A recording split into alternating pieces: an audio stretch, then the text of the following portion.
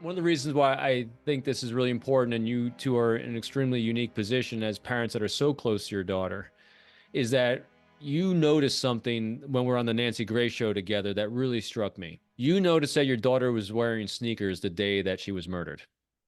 And it was profound to you that that happened. What was her daily life like normally that stood out to you? So sneakers doesn't confuse me if she was in the gym, Right. but we knew at that point that she was heading out to meet someone. And she worked out 6 days a week. She allowed herself 1 day a week to go and hang out with friends and drink. She was very regimented in her routine. And the fact that she's wearing tennis shoes to me, when I went to where she was initially hit over the head, and it was a couple days after the fact, and I could see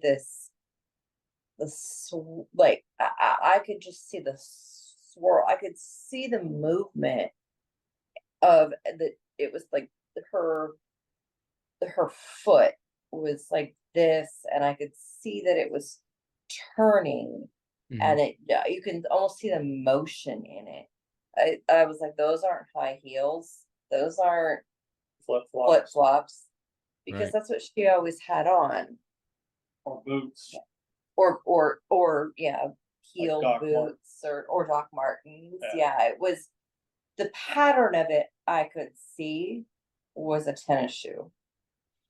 And at that point, I had no idea. I had asked the investigators what was she wearing, and they wouldn't tell me. And then when I saw it, I had her baby hat from the day she was born around my wrist with just a hair tie, just because it was the only thing I had that I felt super, super connected to. And there was a little bit of blood in there from, when they're Right. born really early, they put all these things on them, and there was a little tiny bit of blood. And so I was wearing that around my wrist, and I am laying in that blood. And right next to me, I see this swirl. And it wasn't like it was just a footprint. I could tell that it had movement to it just because of the way that it was a little bit higher on one side. So she was already bleeding, but if you take something and turn it, it's Right. going to be ridged up a little bit higher on one side. And I said, "Oh my God, she was wearing tennis shoes? That doesn't make any sense to me, because she never wore tennis shoes."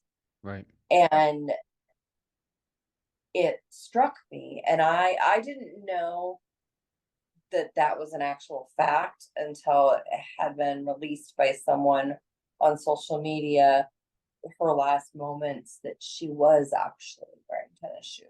And this is what's really important for people to realize is that when you're close like you were to her and are to her, you notice small differences in those kind of details.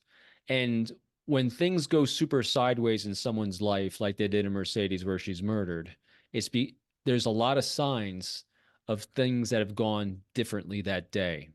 And for everyone listening, I want you to really pay attention. If you know Mercedes or you know anyone else in your life where you see something going differently than it normally goes, that's where we pay attention.